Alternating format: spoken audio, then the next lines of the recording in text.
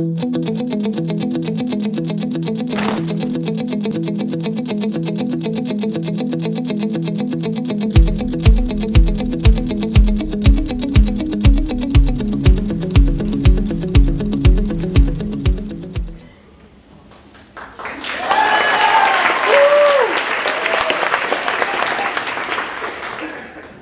grandmother was born in Yorkshire, England in 1903, and she was the fifth of 8 children. The family decided that they wanted to move to America, so they put my grandmother on stage in a singing and dancing act at the young age of 8. Around this time, my grandmother also got a bad case of the measles and ended up losing hearing in her left ear. My grandmother suffered this fate because back then there was no measles vaccine. My grandmother went on to live a full life, and she was there for me when I got my PhD in biochemistry in 1997. Since that time, I've become very passionate about communicating the advances that science makes, such as the measles vaccine, to the public and to the community, and I need your help, and that's why I'm here tonight. You may have heard that there was a small-scale epidemic of measles that happened in Disneyland earlier this year. And this is because some people feel that the safe and effective measles vaccine is harmful to their children. And this is due to a study that came out in 1998 by a man named Andrew Wakefield, who said that vaccines may cause autism. And this study has been discredited, but the story went on to have a life of its own. And there are a lot of reasons for this, but some people feel as though we have so many choices to get our news from that it's hard for people to really know what news is really fair and balanced. So some people put the great scientist Jonas Salk, who invented the polio vaccine, on the same playing field as Jennifer McCarthy,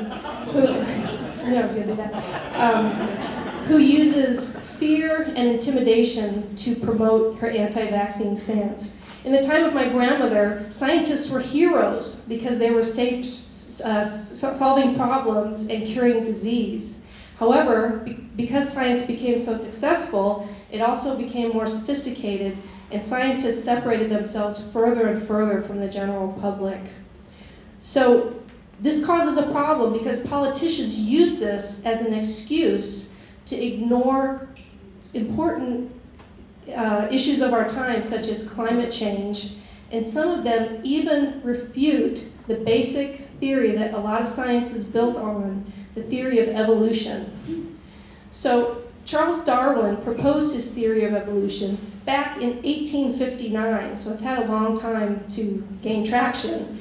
And what he did during that time is he spent 28 years studying evolution and also writing to thousands of people to get support for his theory. And the main point of my talk tonight is that you can support scientists as well. You can be the people that help other people understand about science. So I did an analysis of my Facebook network, and I have friends from biotech and science, I have friends from my hometown and family, and some Twitter friends that I've met in San Diego that are here tonight. And so what I'm able to do is take some really interesting information that comes from my friends in biotech and science and share it with the rest of my network. And I've been able to have really important conversations with people from my hometown about scientific topics. So even if you don't know scientists, you can follow a lot of great scientific institutions on Facebook or Twitter or whatever social media that you use. You can also watch TV shows and share them with your friends.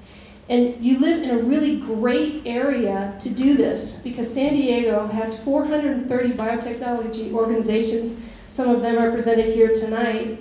And there are also 50,000 local scientists who are working tirelessly to make your life better in the areas of genetics and stem cells and neuroscience, among a few. In 2008, I was so passionate about this that I started the San Diego Biotechnology Network, and we share exciting advances that are happening every day on our website and social media. And I even got a little nerdy and I made some buttons for some of us to wear tonight. So And you can also get them for free. So please join me at the table afterwards. You can also do some really fun things too. So this Sunday, you can go out and explore tide pools with a scientist. And you can also invite scientists to come and talk to your children at their school. And this is really important because today's children are going to be grandparents in the year 2100. And I hope the story of my grandmother has made you convinced or ignited to share the information that scientists are creating every day so that they can be the best grandparents as possible. Thank you.